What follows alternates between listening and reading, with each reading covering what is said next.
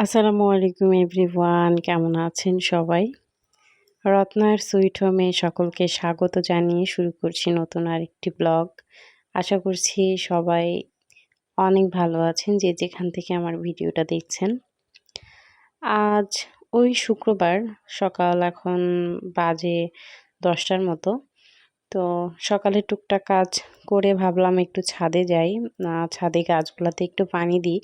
বেশ কয়েকটা দিন ধরে আসলে প্রচুর বৃষ্টি হচ্ছে। তো আজকে দেখলাম সকাল থেকে তেমন বৃষ্টি নেই। তো ভাবলাম গাছে একটু পানি দিই। পানি বলতে হচ্ছে চাল ধোয়া পানি।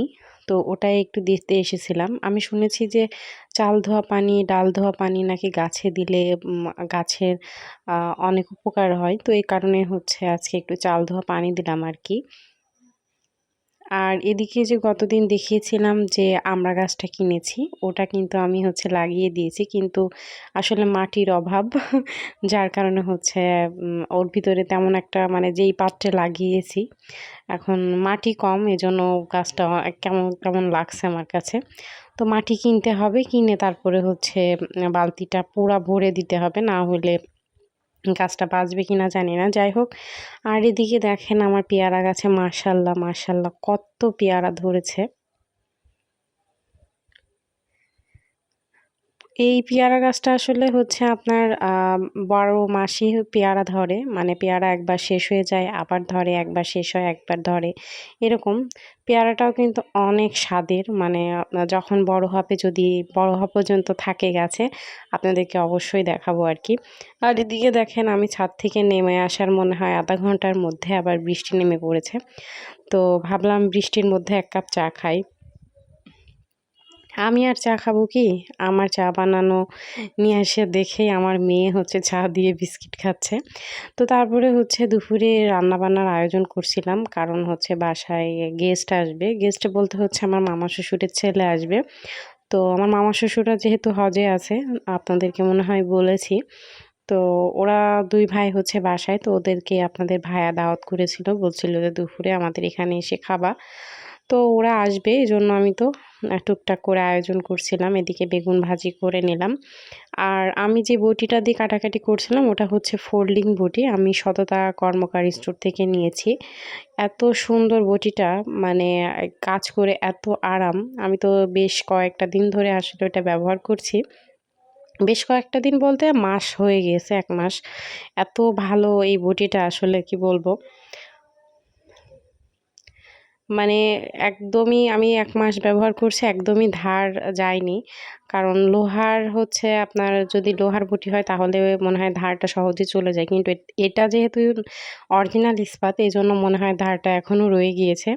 তো যাই হোক এদিকে তারপরে হচ্ছে আমি তো রান্নাবান্না করতে এসছিলাম। তার মাঝে আবার বাদামালা এসেছিল। তো বাসায় কিছু আবর্জনা ছিল। তো সেগুলো তার কাছে বিক্রি করে দিলাম আরকি। আর এদিকে হচ্ছে আমি ডাউল রান্না করছি। এটা হচ্ছে কলইয়ের ডাল। এটা আ আমি এই রেসিপিটা দেখেছি হচ্ছে আরবি কিচেনের আপুর কাছ থেকে। আপু মসুরির ডাল দিয়ে করেছিল। কিন্তু আমি আসলে আপনাদের ভাইয়া মসুরির ডাল খায় না অ্যালার্জির কারণে।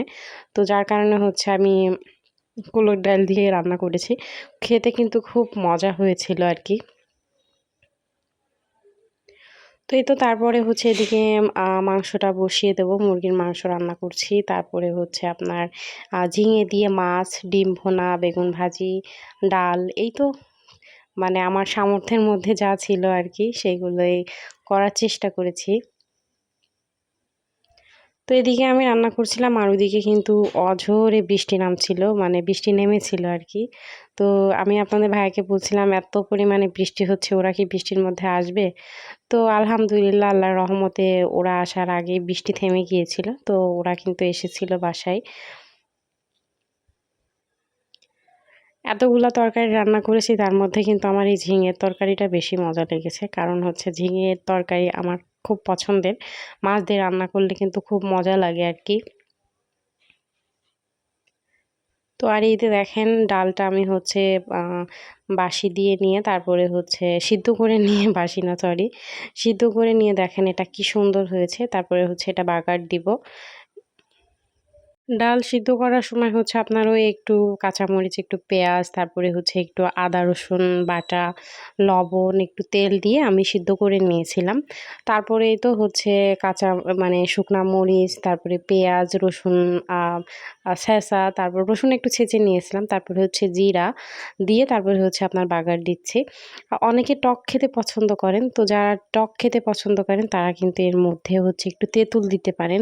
দিলে কিন্তু এটার টেস্টটা হচ্ছে আরও বেশি সুন্দর হবে। আমিও মানে টক খেতে পছন্দ করি। এজন্য আমিও কিন্তু একটু তেঁতুল দিয়েছিলাম। সেটা হচ্ছে অফ ক্যামেরায় আরকি। তো যাই হোক এদিকে হচ্ছে ডিমটা ভুনা করি। আর আ উম মানে এত রান্নাবান্না করার পরে দুপুরের পর থেকে একটু ক্লান্ত লাগছিল। তো রাত্রে আর আসলে রান্নাবান্না করিনি। ওটাই ছিল, ওটাই খেয়েছি। মানে যা রান্না করেছি সেটাই একটু বেঁচে গিয়েছিল। তো সেটাই রাত্রে খেয়েছি। আর এদিকেই তো দুপুরের পরে বিকালের দিকে বাসায় কেউ নাই। মানে আপনাদের ভাইয়া চলে গিয়েছিল বাইরে। তারপরে হচ্ছে মেয়ে স্পোকেন ক্লাসে গিয়েছিল। তো এদিকে ছেলে হচ্ছে যে কান্নাকাটি করছে। তো ওকে হচ্ছে দরজার সামনে বসিয়ে ভাত খাওয়াচ্ছিলাম আরকি। তো আমাদের বাসার সামনে হচ্ছে যে জমিটা দেখছেন এখানে হচ্ছে পুল্লা লাগিয়েছে, পুল্লা। তো ওটার এত সুন্দর এই ফুলগুলা দেখলে খুব ভাল লাগে আমার। তো এখানে দাঁড়িয়ে, দাঁড়িয়ে দেখছিলাম। আ তখন হচ্ছে যে যখন আ বৃষ্টি হচ্ছিল না তখন হচ্ছে বাসার সামনে আসলে বসেছিলাম। এটা বিকালের দিকে। আর এখানে দেখেন একটা কি সুন্দর পোকা এসে বসে আছে। তো তারপরেই তো রাত ৯টা ৯:৩০ দিকে আমার খুব কাবাব খেতে ইচ্ছা করছিল। তো আপনাদের ভাইয়া বলল, "তাহলে চলো শহরে যাই।"